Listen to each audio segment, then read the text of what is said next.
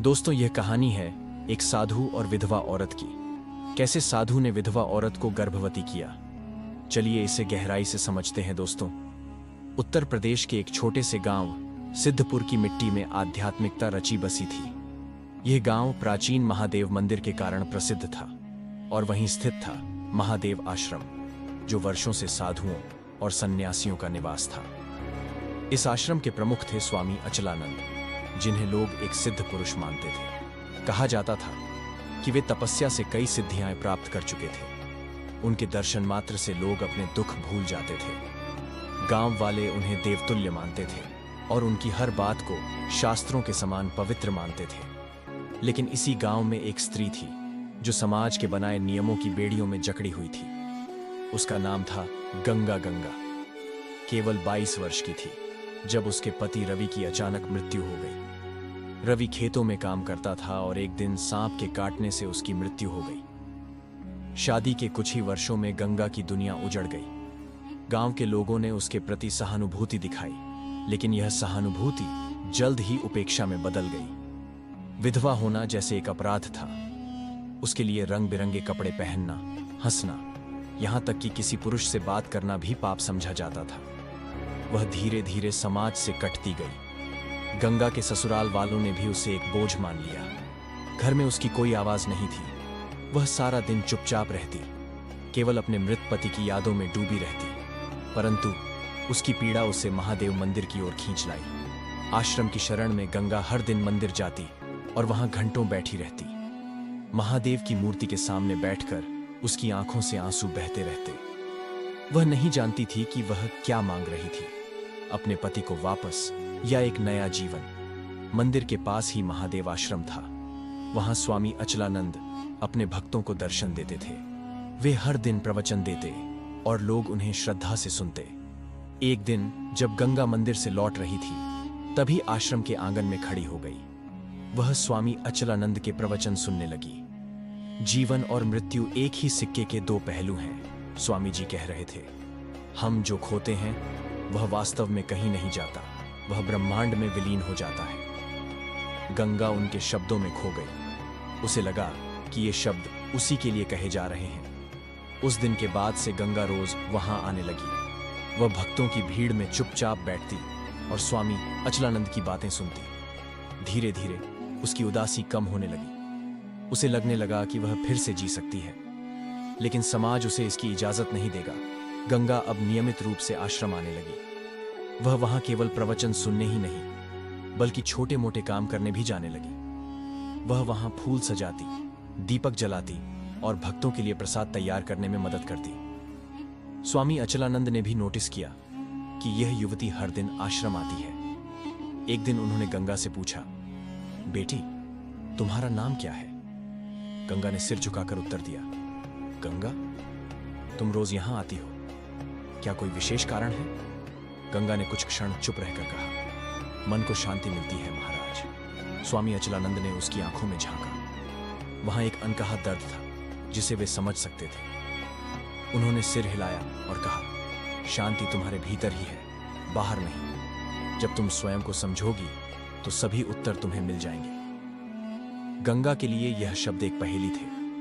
क्या उसके जीवन में कुछ बचा था समझने के लिए? उस दिन से स्वामी जी ने गंगा को अपने प्रवचनों के बाद विशेष रूप से ध्यान देने लगे। वे उसे ध्यान करने की विधि सिखाने लगे। गंगा को यह सब अजीब लगता, लेकिन उसे अच्छा भी लगता था। धीरे धीरे गंगा और स्वामी अचलानंद के बीच एक अनकहा रिश्ता बनने लगा। वह एक शिष्य थी, लेकिन कहीं न कहीं वह उनकी बातों में खोने लगी थी। परंतु भावनाएं कभी कभी नियंत्रण से बाहर हो जाती हैं। गंगा अब आश्रम का एक महत्वपूर्ण हिस्सा बन चुकी थी। वह न केवल स्वामी अचलानंद के प्रवचनों में भाग लेती, बल्कि आश्रम के अन्य कार्यों में भी पूरी श्रद्धा से सेवा करती। उसकी दिनचर्या बदल गई थी। अब वह सवेरे जल्दी उठकर मंदिर में पूजा करती, फिर आश्रम में आकर वहां के काम संभालती। लेकिन उसकी आंखों में एक नई चमक थी। वह अब पहले जैसी उदास नहीं लगती थी। स्वामी अचलानंद भी इस बदलाव को महसूस कर रहे थे। वे इसे केवल आध्यात्मिक परिवर्तन समझ रहे थे, लेकिन कहीं ना कहीं उनके भीतर भी एक हलचल शुरू हो चुकी थी। स्वामी अचलानंद का द्वंद्व स्वामी जी के लिए यह पहली बार था कि कोई स्त्री उनके इतने करीब आई थी। वे एक तपस्वी थे जिन्होंने जीवन भर ब्रह्मचर्य का पालन किया था। उनका मानना था कि सन्यास का मार्ग संसार के बंधनों से मुक्त करता है। लेकिन जब भी वे गंगा को देखते, उनके मन में कुछ अजीब सा एहसास होता।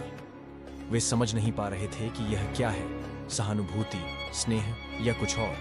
गंगा भी अब पहले जैसी नहीं थी।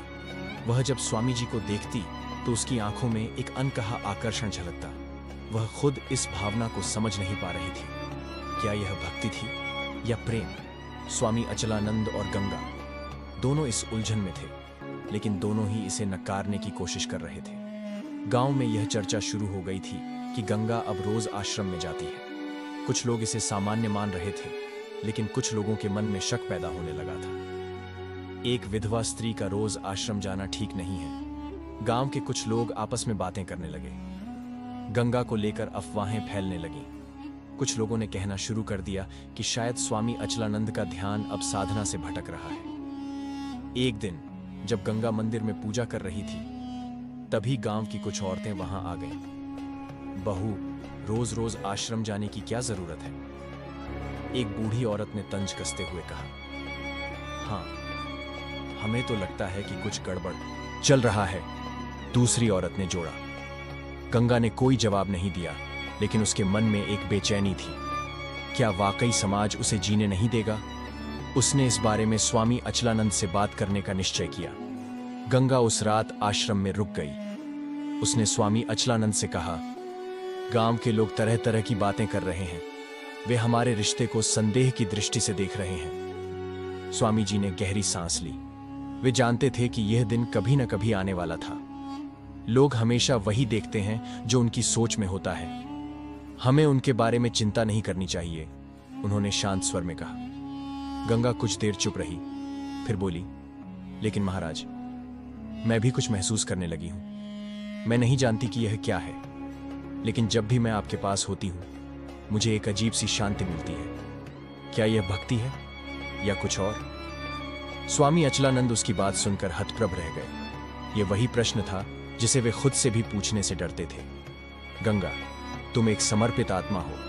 यह तुम्हारी आस्था है जो तुम्हें यहां खींच लाई है, उन्होंने कहने की कोशिश की, लेकिन उनके शब्दों में आत्मविश्वास की कमी थी। उस रात पहली बार स्वामी अचलानंद ध्यान नहीं कर सके।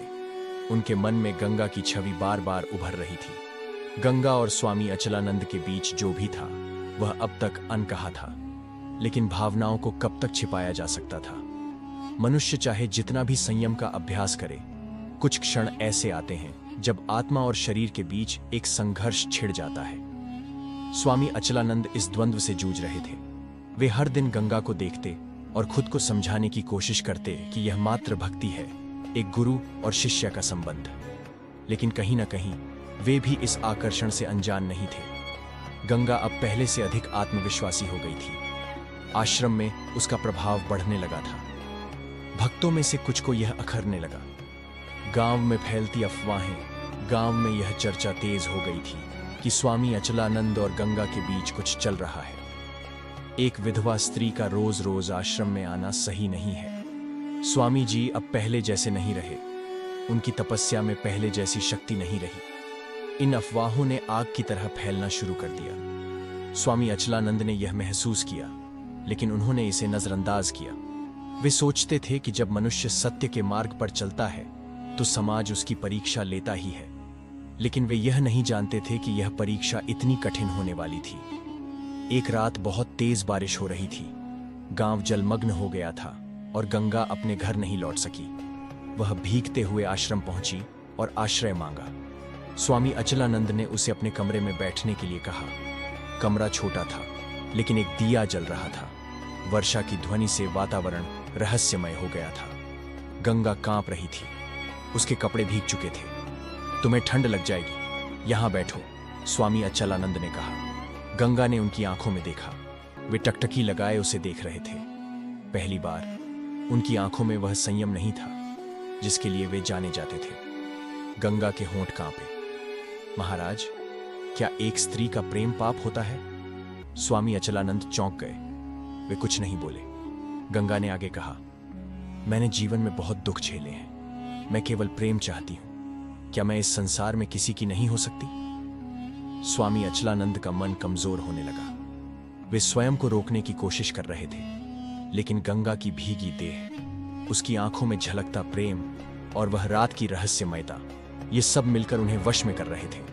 आखिरकार एक पल आया जब उन्होंने संयम खो दिया। वह रात उनकी तपस्या की सबसे बड़ी परीक्षा थी और वे इस परीक्षा में असफल हो गए। रात बीत गई। सुबह जब स्वामी अचलानंद उठे तो उनका मन अपराध बोध से भर गया। उन्होंने जो किया था वह उनके सन्यासी जीवन के विरुद्ध था। गंगा शांत थी, उसने कुछ नहीं कहा। यह सब नहीं होना चाहिए था। स्वामी अचलानंद ने आंखें बंद करके कहा।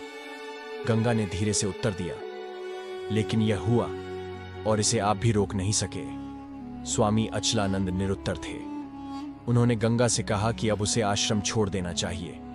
गंगा चौंक गई। क्या अब आप मुझे भी त्याग देंगे जैसे इस समाज ने किया था? स्वामी अचलानंद कुछ नहीं बोले। गंगा उनकी आंखों में देखती रही, फिर बिना कुछ कहे आश्रम से निकल गई। गंगा को आश्रम छोड़े 1 महीना बीत चुका था।